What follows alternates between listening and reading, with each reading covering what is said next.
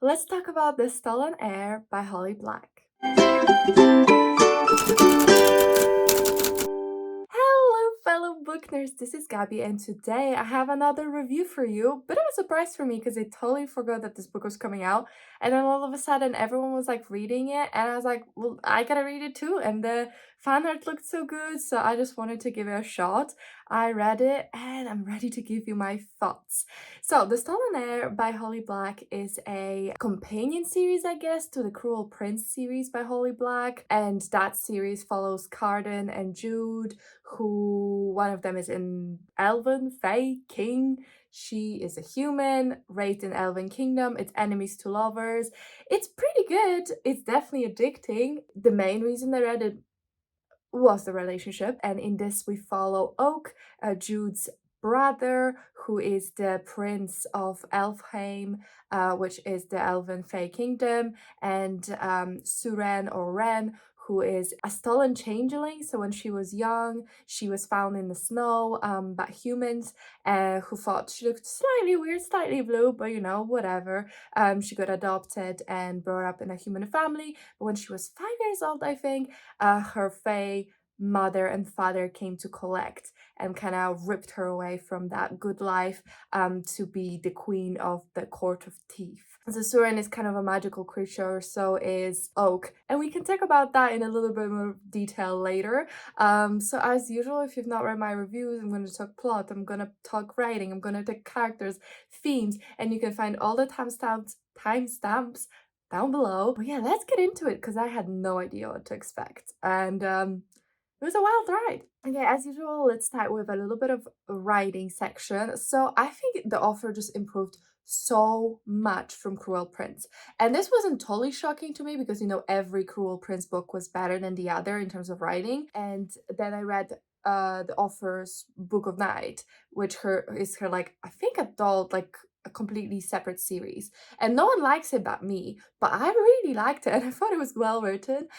So this book just it's good solid writing. It's still not something that I would be like praising as being super purple, super beautiful, like out of this world descriptive or anything like that, but doesn't really matter because it's simple but it serves its purpose. And when I look at it in comparison to Cruel Prince, which to this day I swear to god it's a grocery list of a book, it's just dialogue tags with no description. But when I look at that book and this one and compare the craft, it's just so much better, and I love seeing that. I think, you know, to be an author you don't have to have the most beautiful writing, you don't have to be the best just from the sets in the world go, but if you're continuously trying to improve, I really respect that. And I think the author, probably out of all authors I've ever read, one of the best improvement, probably this author and Cassandra Clare are on the same playing field when it comes to improving their craft over time. So I really appreciated that. Again, it wasn't overtly purple and it was really quick and easy. I flew through this book probably about 2 days. It's got this addicting, easy to read quality, which even Cruel Prince had it, although I think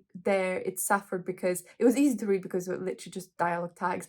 But in this one, you still have the description, you still have the rich inner life, but it's easy to read, it's fun to digest, and I had a good time with it in terms of writing. Then let's talk about plot. So I found it highly engaging. Like I said, I flew through this book. I found it really easy to read. I found the plot really engaging and kept me going. I appreciate how we got to see different parts of fairy and the world that the author created. I think first book was more contained to like a part of fairy and then the human world, whereas this one we're fully in different parts of fairy traveling. It's a real quest book, and I really like that. I like that we had a mission and we were working towards it, and discovering all these different creatures and magic, I guess, and world. And I just really appreciate that because I still think that it's an interesting world the author created. I think the only complaint really that I had is maybe that was slightly underexplained. So like I said, this is a sequel companion series, so I don't think you have to read Cruel Prince series. I think you totally would get what's happening, but you definitely miss those little like nuggets and Easter eggs and callbacks and maybe some context, because I do think that the author assumed you read Cruel Prince, and I have, but it's been probably about 2 or 3 years because I read it at uni, which has been a while. So I forgot a lot of these things. It took me a second to clock that Oak was Jude and her sister's brother, and then slowly, slowly, slowly it came back to me, all of these familiar relationships. Well prepared, babe. I love this. I know. This is really cool. Thank you. So I do think that eventually you get there and you understand what's happened, and there is a lot of familiar relationships that you have to be familiar with, because there's a lot that happened in the first trilogy and it's all kind of turned itself upside down. So I don't think you're necessarily like not gonna understand what's happening, but I did find parts of this a little bit confusing, and there were some bits that maybe it was explained, but I still don't remember what's up. I think something that I'm having a hard time wrapping my head around is, I guess, the inheritance in Fae. Maybe it was again described in book one, but I'm confused because Wren or Suran, she's considered a queen of the Court of Teeth, because there's a bunch of different courts, and then you have one like Elfhame king, the High King, that's like ruling them all. So that's kind of Cardan and Jude in this story, and Oak is the heir to be the High King, but then Suran Wren, she is the heir, or she is the queen of Court of Teeth. But I didn't really understand why her parents weren't the monarchs, because even when she was a child, she was considered the little queen, even though her parents were still alive and effectively ruling. And I don't understand why they weren't king and queen if she wasn't a princess, because why does she have the power? It's very confusing and it's never explained, and I think that just shows a little bit of I don't know if the world is underbaked or underdeveloped. I would say it's underexplained, because I'm sure the author, it works in her head, you know, I'm sure the author knows what's up and why this is happening and all of this, but it's not explained to me as a reader. Maybe it was touched upon in the first trilogy, but whereas I think some things like the familiar relationship, the history, you can get without it. This series is not about that, so it doesn't matter. This is like a central part of the main character of this book. So I feel like even if you touched upon it in first trilogy, you should have explained it in this one to help it stand by itself, because if it's about the main character that was not a main character in the first trilogy, it should be explained. So that's gotten me a little bit confused. I still don't entirely understand what's happening. So if you know what's up, text, like, comment down below. I will probably watch some spoiler vlogs to give a bit of more context, but I didn't want them to affect my opinion here. So I'm sure I'll figure it out. But yeah, that's just my opinion. Something else that I quite liked, because I am a fantasy girly, but I'm also fantasy romance girly.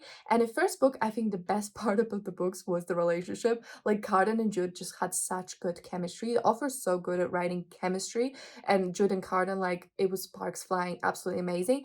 But when you actually reflect on those books, only about 30% of the whole trilogy is the two main characters together. For a lot of it, it's Jude's story. A lot of it is just Jude doing her thing, being in the human world, Jude being Jude, which is completely fine. But the funny thing is that the series is famous for the relationship, and the relationship wasn't even that big a part of it. Whereas this book is definitely the relationships focused and center. I mean, it's still about the main character, who is Wren, but they're together for what, 90% of the book. So if you read Cruel Prince and you were like, I love the relationship, I love the sparks flying, but I don't have enough of it, check out the Stolen Heir, because I think actually the characters have a lot of chemistry as well. I don't know if Jude and Cardan level, but I really like their chemistry, and they're way more prominent part of the book. Alright, time to talk about characters. So Suran, or Wren, is the main character. Effectively, the story is told from her perspective, and I really loved her. So she is a magical creature. As you can see, her skin's blue, her hair's blue, she can't feel cold, her teeth are razor sharp, and she has magic. And like I said, she's meant to be the queen of Court of Teeth. I feel like we never really understand what that means though. So, you know, it's like fun and exciting, but I never learned really what her role is meant to be. So again, I wish that was just a little bit more explained so we knew what she has effectively lost, because at the beginning of the book she is kind of a disgraced queen, I guess. Her court of thief, her parents tried to rebel, and her father lost her life, her mother was exiled, and she was effectively also exiled. She has no place in Elfhame, so she spends her days stalking her unmother, unfather, her unfamily, how she calls them, which is essentially her human mother, father, and sister, the family she was adopted into. So she kind of has grown to live like an animal.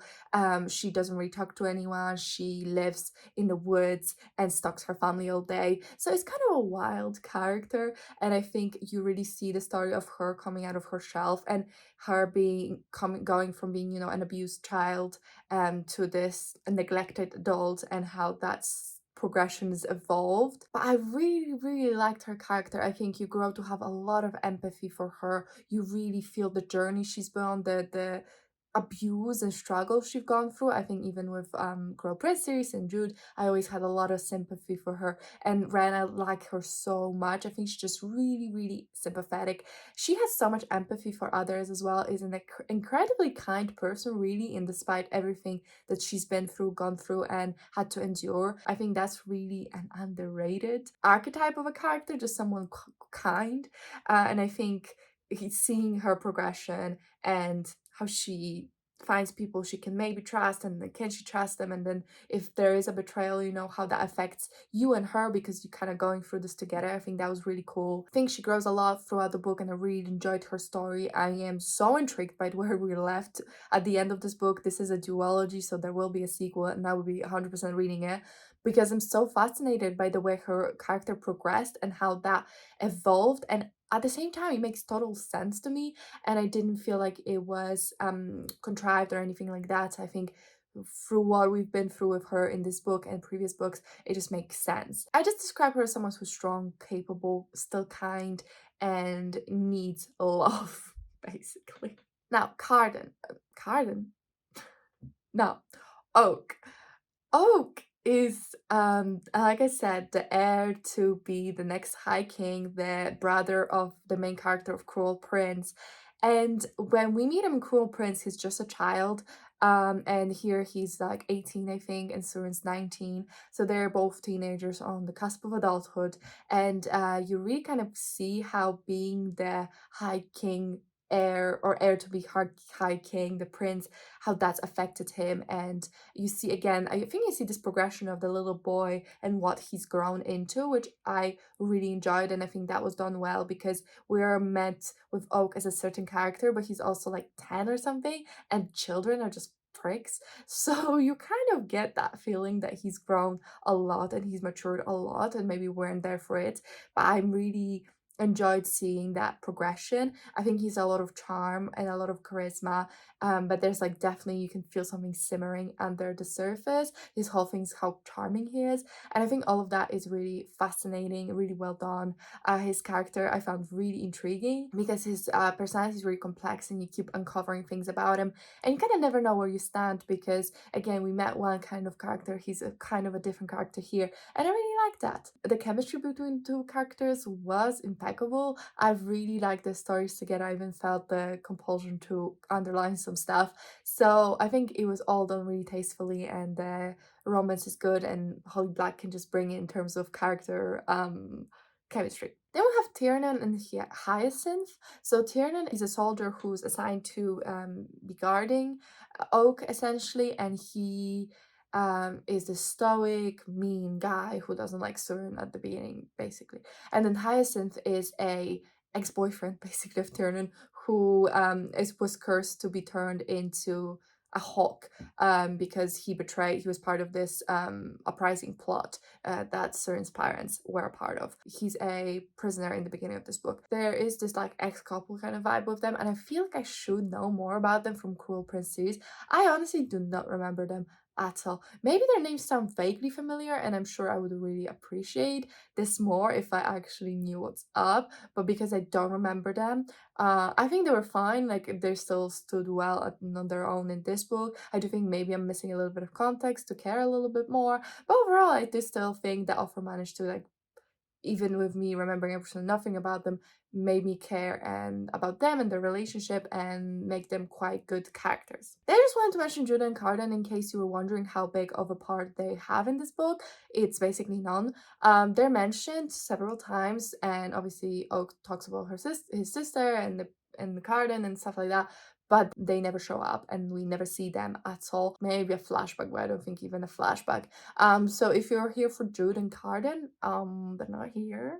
So I just wanted to let you know that. But I do think hopefully there'll be more of a bigger part in book two. I mean, I feel like it'd be cute to see them, but I don't need them to, like, overtake the book. I think the book is doing fine without them. So, yeah, I'm curious to see them in book 2. I didn't miss them too much in book 1, and I just wanted to let you know. Last section is themes, and I don't have too much to talk about. I think this book definitely talks about, abuse, parental abuse, and also betrayal, and loving people despite the things they put us through. It's like kind of staying kind in first face of adversity, betrayal, that kind of stuff. So I really enjoyed how they were explored. I don't think this is like a theme heavy book, if I'm being honest.